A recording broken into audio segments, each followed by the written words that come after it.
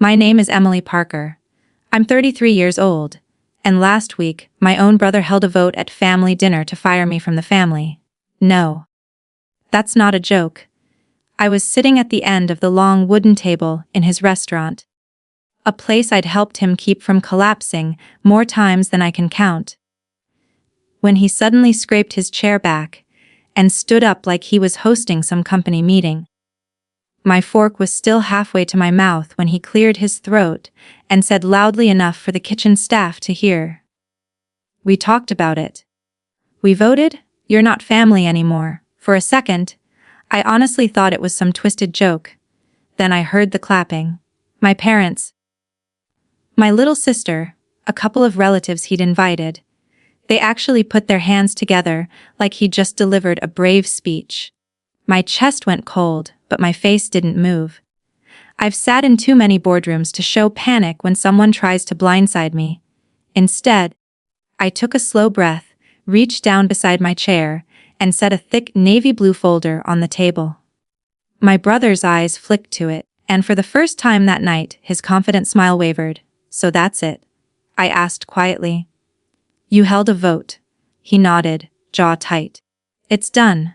I let a small laugh slip out then. I guess you won't be needing this. I slid the folder toward him. The cardstock whispering against the tablecloth. He opened it, flipped the first page, and his face drained of color. By the third page, he wasn't smiling. By the fifth he was shaking. When he hit the last document, he started screaming. Before I tell you what he saw in that folder, and what I did after I walked out of that restaurant, pause this for a second and tell me in the comments. What time is it for you right now? And where in the world are you watching from? I want to see just how far one family dinner can travel. I never planned on becoming my family's unpaid accountant, therapist, and emergency fund. It just happened. When you're the one who understands numbers and consequences, people either respect you or exploit you. In my family, they chose the second option. I watched my brother's fingers tremble as he flipped back to the first page. I knew exactly what he was seeing because I'd printed and tabbed every document myself the night before. Page 1 was a summary, a clean, color-coded timeline of every bailout, every temporary loan, every can you just cover this for now that I'd ever given him and my parents over the last 10 years. Total 178,436.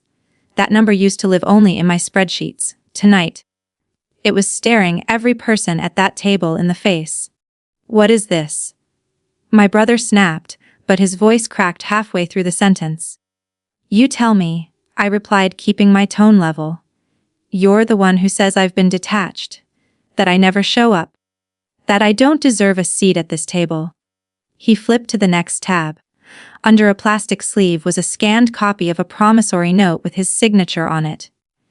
It was dated 3 years ago. The night before his grand opening, when he'd stood in my apartment kitchen shaking while I printed the forms.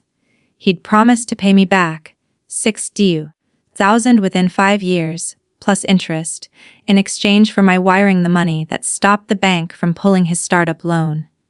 At the time, I told myself I didn't need the paper. He was my brother. We were family, but I'd printed it anyway. You signed that, I said quietly. Saved you from default. Got your liquor license approved, remember? This is a betrayal, he muttered, but it sounded weak. No, I said. This is documentation. I watched my parents' eyes move from line to line. My mom's lips parted when she reached the section titled Medical Expenses, Karen Parker. That tab held my credit card statements, highlighting month after month the charges from the hospital when Mom's insurance had refused to cover certain procedures. I'd wiped out my emergency fund twice to keep collectors off their backs. And then came the part that really made him squirm. I saw the vein in his neck twitch as he reached the tab marked Audio and Messages. Inside the pocket were transcripts of voicemails and late-night texts printed in neat black letters. I swear I'll pay you back. Just don't tell Mom and Dad how bad it is. If you don't send something today, they're going to shut us down. Next to each transcript was a QR code and a tiny USB stick clipped to the cardboard. If anyone wanted to hear the original recordings, it would take them 5 seconds. I leaned forward, elbows on the table. "You said nobody asked me to help." I reminded him. "Should I play the messages where you were crying in the walk, in fridge at 2 in the morning, begging me to cover payroll?" His eyes flashed. "You're weaponizing this." "No," I said again, even though my own pulse was roaring in my ears. "I'm just putting the truth in print so it can't be rewritten based on who's shouting the loudest."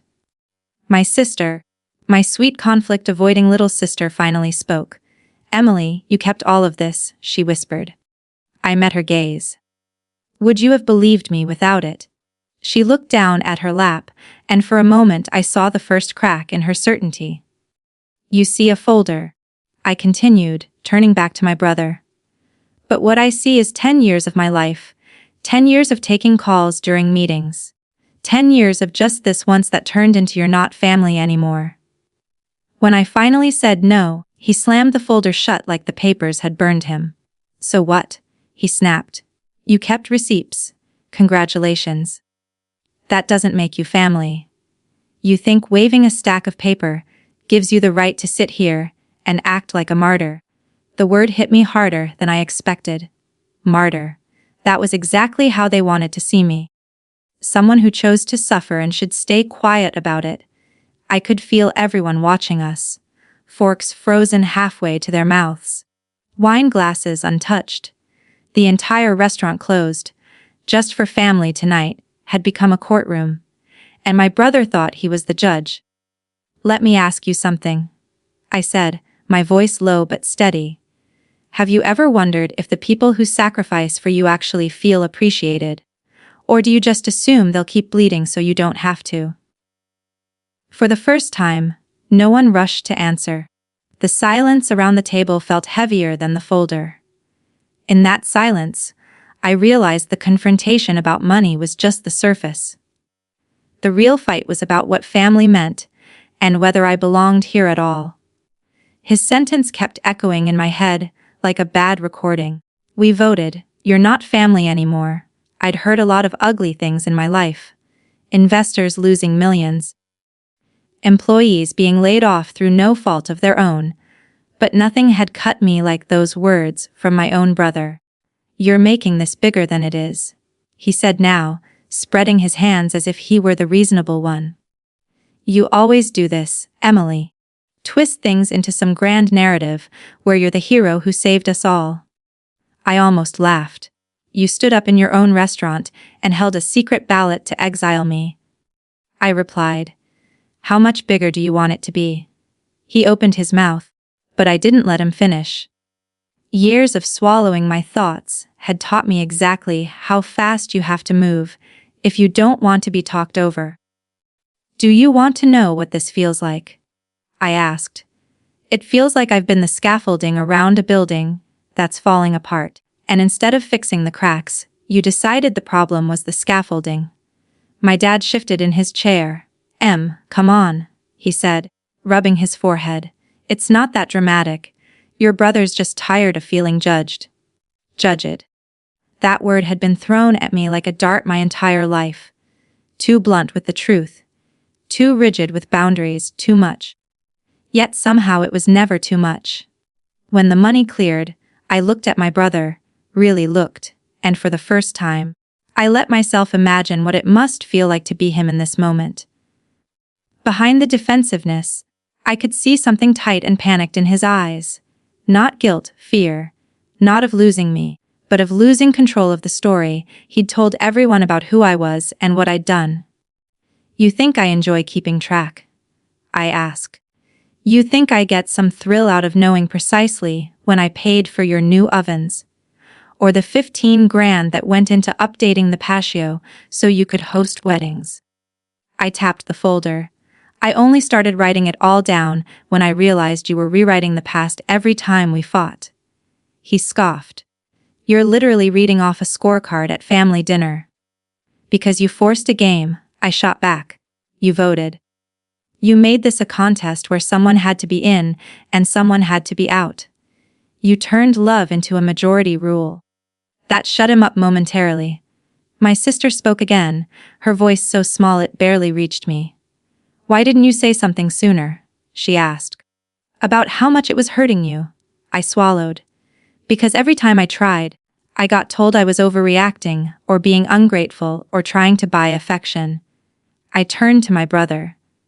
Isn't that what you said last month? That I was trying to buy the right to be difficult by paying bills. His jaw clenched. I watched that memory play behind his eyes as clearly as if we'd rewound time. We'd been in his office after hours, an empty bottle of craft beer between us when he'd thrown that line at me. Back then, it had stunned me into silence. Now, it fueled me. You really want to know what I see when I look at you right now? I asked, my voice dropping. I see a man who begged for help when it suited him, and now can't stand that the evidence exists. His chair scraped loudly as he stood up again. You think you're better than me, because you have a degree in a corporate job, he shouted. You walk in here in your blazer and act like we should all bow to your spreadsheets. I stood too. I hated that we were towering over the table like two rival CEOs in a boardroom instead of siblings. But maybe that's what we'd turned into without noticing. I've never thought I was better than you, I said slowly. I thought I was responsible for you, that's the problem. For a heartbeat, the room blurred. I saw it. Not the restaurant, not the present, but a future I had been hoping for without admitting it to myself. A birthday party years from now. Kids running between tables. My parents blowing out candles together while my brother clapped, and my sister filmed everything. In that vision, I was there laughing, feeling like we'd survived something hard and come out stronger. Then the vision shattered, replaced by the reality in front of me. My brother's face twisted with anger. My father's shoulders slumped. My mother chewing her lip to keep from crying. My sister staring at her plate as if it could tell her what to do. Do you ever wonder? I asked softly, more to myself than to them. What family really means when they can vote you out like a bad employee? No one answered. The only sound was the hum of the refrigerators in the kitchen and the faint clink of a glass somewhere. I realized with a clarity that almost hurt that I was done pleading to be believed. The folder wasn't a weapon, it was a mirror, and they hated what it showed. Sit down, both of you, my mom said suddenly. Her voice, usually gentle, had a sharp edge to it. My brother and I lowered ourselves back into our seats, but the tension between us didn't ease. We are not doing this, she continued, looking at me like I was the one who'd started the fire. This is supposed to be a nice dinner. We wanted to talk about how distant you've been, Emily, that's all. I stared at her. You voted, I reminded her. That's not talking. She flinched, then glanced at my dad for backup. He cleared his throat. Your brother. We all just feel like you've become detached. I supplied cold, selfish, he sighed. You barely come over anymore. You don't stay late when you do. You don't answer every call. I let out a humorless laugh. You mean I stopped showing up every time there's a crisis you created? My brother's fist hit the table. This is what I mean, he said. You make everything sound like our fault, isn't it? I snapped. Who racked up credit card debt buying kitchen equipment without reading the interest rates? Who refused to tell the landlord the truth about your finances and signed a lease you couldn't afford? Who told investors you had backing you didn't actually have until I stepped in? I could feel myself spiraling. The years of late-night spreadsheets and panicked phone calls piling up in my throat.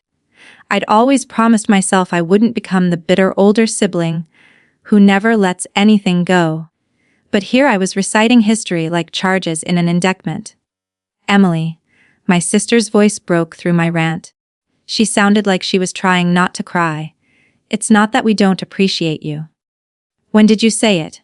I asked, turning to her. When did anyone say, hey thank you for making sure Mom's hospital didn't send us to collections?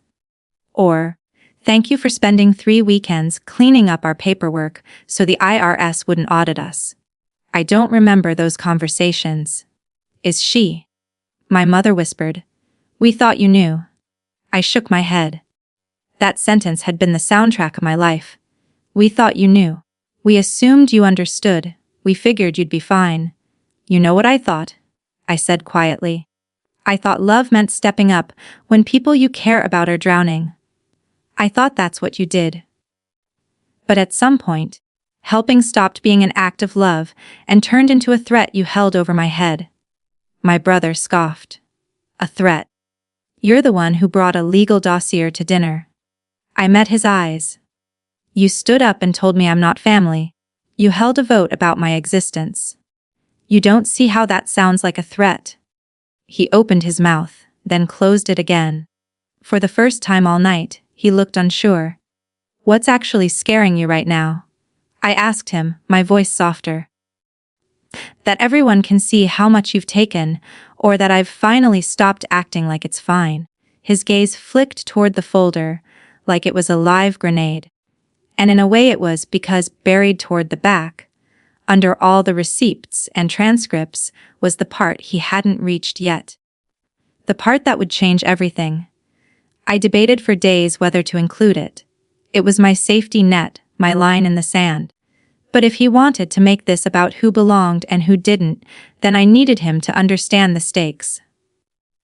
A strange calm settled over me. Maybe this is what happens when you finally stop trying to hold the whole structure together.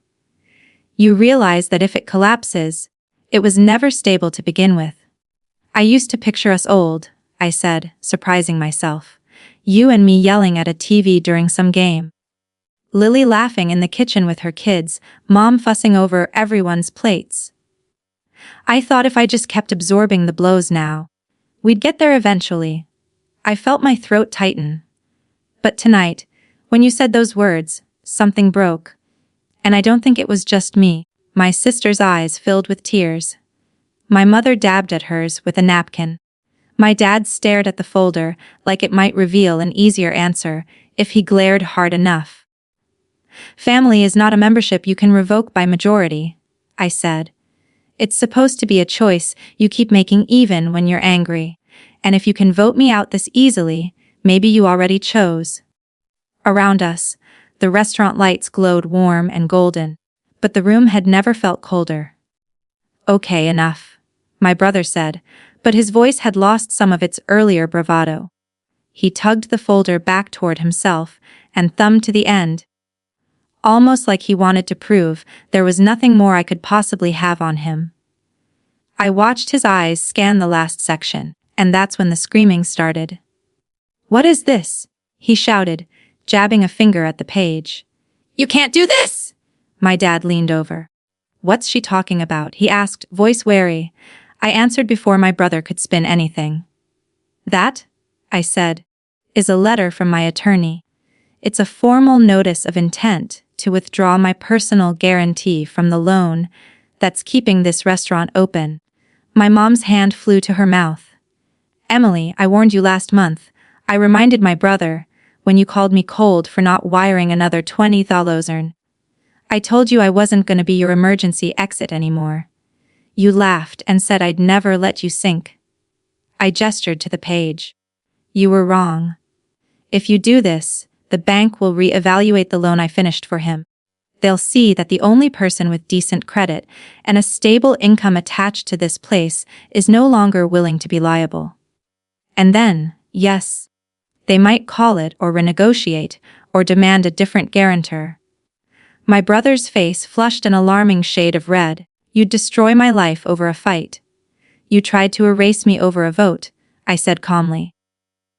All I'm doing is stepping out of the way and letting your choices catch up with you. My sister shook her head like she was trying to dislodge water from her ears. Emily, wait, she said. Is there really no other way? I looked at her. I gave him other ways. I offered to help restructure the debt.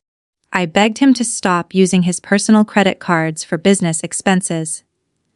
I spent nights redoing his books for free, and every time I suggested a boundary, I was told I was being controlling or dramatic. I turned back to my brother.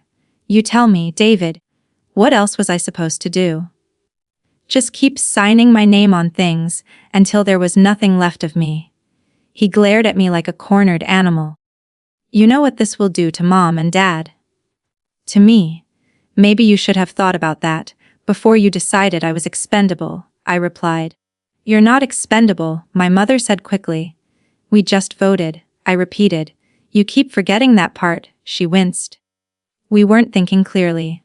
No, I said, you were thinking exactly as clearly as you wanted to. You believed he'd always be the golden boy. And I'd always be the safety net. You didn't expect me to arrive with a parachute of my own. My dad's voice cracked through the air like a snapped branch. What do you want, Emily? He demanded. What would make you stay? Just say it. For a moment, I honestly didn't know how to answer. What did I want? An apology. A reversal of the vote. A time machine that could take me back to the first time I'd said, sure, I'll cover it and make me say no instead. I took a breath.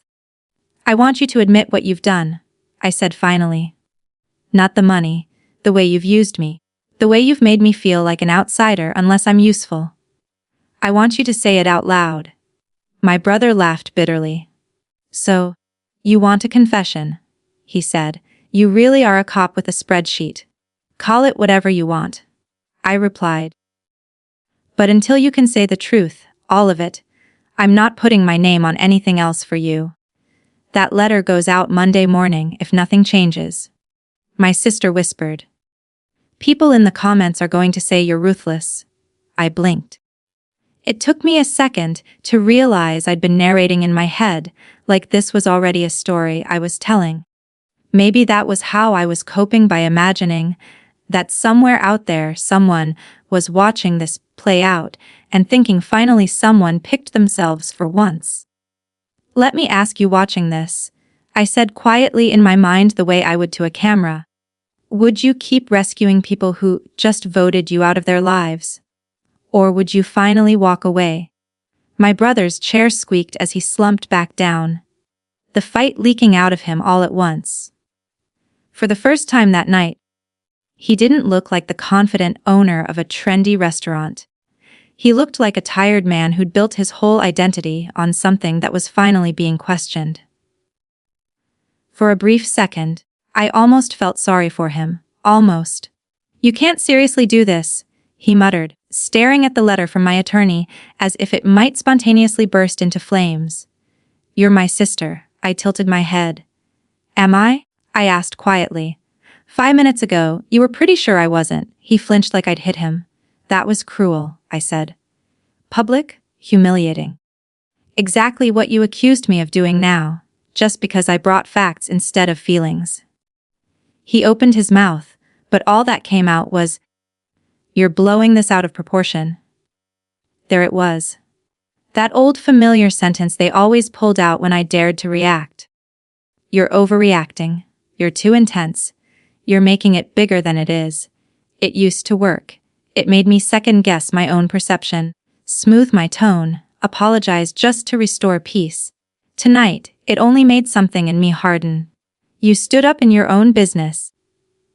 I reminded him in front of our parents and extended family, and announced that there had been a vote, and I was no longer part of this family. Do you hear how that sounds out loud? If a stranger told you that story, what would you say to them? He didn't answer. He didn't have to. Sit down, everybody, calm down, my dad cut in, his voice strained. We're all saying things we don't mean. I turned to him. No. I said more gently than I felt. He meant it. That's the whole point. This didn't come out of nowhere. You don't organize a vote overnight. My dad rubbed his temples, suddenly looking older than his 62 years. We were trying to make you see how far you'd pulled away, Emily, he said. We thought if we showed you the consequences of your distance, you'd come running back. I finished. Work harder. Give more. Try to earn my place again. His mouth snapped shut. The silence that followed was like a verdict. You didn't vote because you lost me. I continued. You voted because you realized you were losing control over me. There's a difference. My mother reached across the table, fingers trembling. We didn't think it through, she whispered. We thought if we did something dramatic, you'd wake up and realize how much this was hurting us. I looked at her hand on the tablecloth, the same hand that had signed hospital forms. The same hand I'd held when she was shaking from medication side effects. I remembered what it felt like to swipe my card and tell her, "Don't worry about it, Mom," while she cried into my shoulder, promising she'd make it up to me somehow. That somehow had never arrived. "Do you hear yourself?" I asked softly. "You hurt me on purpose to prove you were hurting. How is that love?" No one answered. Somewhere in the kitchen, a timer beeped, harsh and mechanical. No one moved to silence it. The sound cut through the conversation before fading into the background hum of refrigeration and distant traffic. "You want to know the truth," I said. I didn't pull away because I stopped caring. I pulled away because every interaction started to feel like a transaction. Every text felt like the opening line of a request. Every "how are you" was followed by "can you?" My brother scoffed. "So what? We're not allowed to need you. You're allowed to need me," I replied. "You're not entitled to me. There's a difference." My sister finally spoke up, voice thin. If you walk away now, isn't that forever?" I looked at her, at the woman, who still wore the same nervous habit from childhood, twisting a strand of hair around her finger whenever she was overwhelmed. "I don't know what forever looks like," I admitted. "All I know is what the next step looks like. And right now, the next step is me standing up and not sitting back down just because you all panic when I do." My brother shook his head, laughing without humor. "You think you're so strong," he said. "You think walking away makes you powerful, but you'll regret this. You'll be alone. Friends come and go. We're your only real family." There it was. The guilt grenade. "No one will love you like we do. You'll be alone without us. You're lucky we even put up with you." "You keep saying family like it's a trump card," I replied. "But ask yourself this. What does that word actually mean if you can revoke it with a show of hands?" I glanced around the restaurant. The framed magazine covers declaring Parker and Sons, the heart of the neighborhood, the chalkboard menu with careful cursive, the empty chairs stacked against the far wall. This place used to feel like a symbol of us, our grit, our scrayness, our ability to build something from nothing. Now it felt like something else entirely. "You know what this restaurant really is," I said, my voice softening. "It's a broken ride at an old amusement park. The kind that should have been shut down years ago. The bolts are loose. The rails are warped, the safety warnings have peeled off, but the music still plays. The lights still flash, and you keep waving people on, promising them it's fine because you're too scared to admit it's not." My brother narrowed his eyes. "So, you're just gonna walk away from the wreckage?" "No," I said. "I already tried to repair the ride. I paid for new tracks. I replaced bolts. I rewrote the safety manual. And when I finally said, 'Hey, maybe we should stop letting people on,' you all told me I was ruining the fun." I drew in a breath. "I can't stop you from running it until it collapses. I can only step off and refuse to be strapped in when the crash happens." My dad exhaled, the sound heavy. "We raised you to be tough," he said, shaking his head. "To not give up on family." I met his eyes. "You raised me to believe that loyalty meant carrying more than my share and never complaining," I said. "You taught me that the right thing to do was to show up no matter the cost to myself. But you never taught me what to do when the people I die for were perfectly okay watching me slowly kill myself for them." My mom's lip trembled. "We didn't know it felt like that," she whispered. "We thought you liked being the strong one," I swallowed. "I liked feeling useful," I admitted, until useful turned into used. My sister wiped at her eyes. "Can't we compromise?" she pleaded. "Can't you keep helping? Just not as much. Can't you stay but with boundaries?" "Boundaries only work," I said gently. If people respect them, I've tried setting them with you all. You treated them like obstacles to get around, not lines not to cross. I paused, then added, if I stayed after you voted me out, what message would that send? That you can treat me however you want, and I'll still come back as long as you call it family. I can't keep teaching you that lesson. For a brief, surreal moment, I imagined two versions of my future. In one, I apologized. I shoved the folder back into my bag, told them I'd cancel the letter, maybe even offered to help restructure the loan again. We'd all cry, hug, promise to do better. A month later, the same patterns would creep back in. Another crisis, another request. The vote would become a story they told at holidays, laughing about the time we all got a little carried away, and Emily was so dramatic. In the other version, I didn't apologize. I let them be angry. I let them talk about me however they wanted when I wasn't in the room. I sent the letter. The bank called. My brother faced the numbers without my name cushioning them. My parents had to adjust to a reality where I wasn't their financial shock absorber. It would be hard, messy, painful, but not fatal. And in that version, somewhere down the line, I might actually sleep at night. People watching this are going to think I'm heartless. I thought for a second, as if I were already telling you this story. They'll say, I could never do that to my family. Maybe they're right.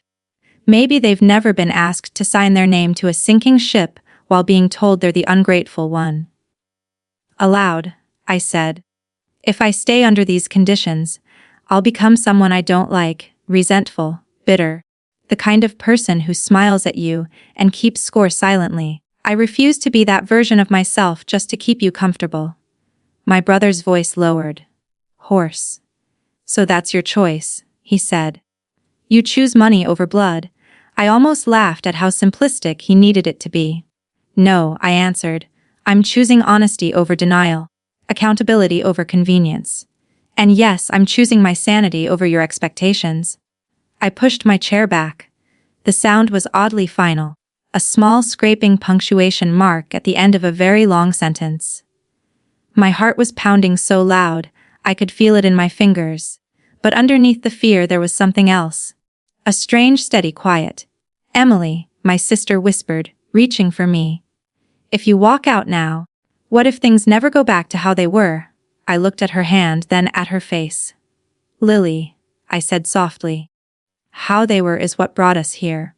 I squeezed her fingers. I don't want how they were back. I want something healthier. And I can't drag you all there with me if you're not ready. My dad spoke one last time. When you need us, he said, and there was a bitterness in his tone. Don't forget who was there for you when you were a kid. I won't, I said. I also won't forget who was there for me when I was an adult and right now. That person is me. I picked up the folder. It felt lighter than when I'd walked in. Even though nothing inside had changed, the difference was simple. For the first time in my life, I wasn't holding it for them. I was holding it for me. I turned toward the door. One last question, I said, pausing with my hand on the back of my chair, speaking as much to the invisible audience in my head as to the people in the room. If your family stood up at dinner and voted you out, would you stay and keep paying the bill just to prove you're loyal? Or would you finally get up, walk away, and see who you are without their vote? None of them answered. Maybe they couldn't. Maybe they didn't understand the question yet. That was okay. For the first time, their answer didn't determine my next move. I slid my bag over my shoulder, took one last look at the people I loved, who didn't know how to love me back without conditions, and walked toward the door, already stepping into the version of my life where I chose myself on purpose. I wish I could tell you that the conversation ended with a grand gesture, that someone stood up, knocked their chair back, and said, "This is wrong. Emily stays." I wish I could tell you my brother tore up the vote in front of everyone and apologized, that my parents rushed to my side, that we all hugged in the soft restaurant light, and decided to rebuild from honesty. That would make a neat little bow for this story. But that's not what happened. What happened was this. I gathered the folder, slid the documents back inside, and stood up. My legs felt shaky, but my voice didn't. I'm not sending that letter because I want you to fail. I told my brother. I'm sending it because I refuse to succeed alone while you drag me down. You wanted the power to decide who belongs. You have it. You just don't get to keep my safety net too. My sister grabbed my wrist. Please don't go, she whispered. Don't let this be the story of us. I squeezed her fingers. It's not the end, I promised. It's just the part where I stop writing myself as the villain in a narrative you created. I looked at my parents one last time. I love you, I said, but I won't keep paying the bill for choices you're not willing to own. Then I walked out of the restaurant. I didn't slam the door. I didn't look back through the windows to see if anyone followed. I stepped into the cool night air and felt something I hadn't in years. Light. Not because it didn't hurt. God, it hurt. But because for the first time, the weight on my shoulders was finally mine and mine alone. 6 months later, I sat in a small sunlit office that smelled faintly of coffee and printer ink. My name was on the frosted glass door, Emily Parker Consulting. Financial boundaries and recovery. It had started as a joke. Friends teasing me that I could make a living teaching people how not to become their family's ATM. And then slowly it became real. I left my corporate job 2 months after that dinner. Turns out when you stop using all your energy to keep everyone else afloat, you have a lot left over to build something of your own. My phone buzzed. A text from Lily lit up the screen. They got the notice from the bank today. It read, David is furious. Mom is panicking. Dad is finally asking questions he should have asked years ago. I stared at the message, my stomach twisting. Part of me wanted to jump in, to fix it, to call the bank and smooth things over. Old habits don't die. They tap you on the shoulder and say, we could still fix this, you know. Another message came through before I could reply. I'm not texting to get you to fix it, she wrote. I just thought you should know they're finally dealing with the mess without you.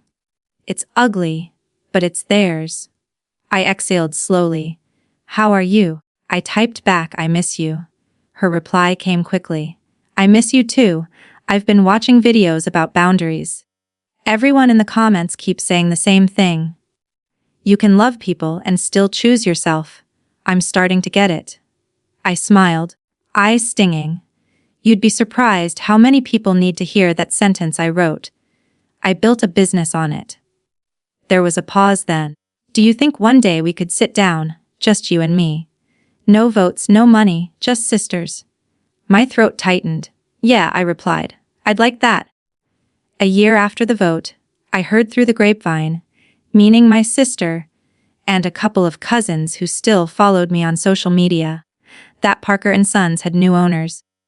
The bank had renegotiated the loan on the condition that my brother stepped down and sell his majority share. He kept a small percentage, but he wasn't the boss anymore. My parents had to sell their big house and move into a smaller place. The world did not end. They didn't starve. They didn't die without my credit score. They survived without me, just like they had insisted they could. And me, I survived without them. More than that, I healed slowly, messily. With bad days where I missed them. So much I could hardly breathe, and good days where I laughed with new friends over dinner. And realized I'd gone without thinking about the vote. People like to say, blood is thicker than water. As if that settles everything. But the full saying, if you look it up, is actually closer to the blood of the covenant, is thicker than the water of the womb. In other words, the relationships you choose can be stronger than the ones you born into.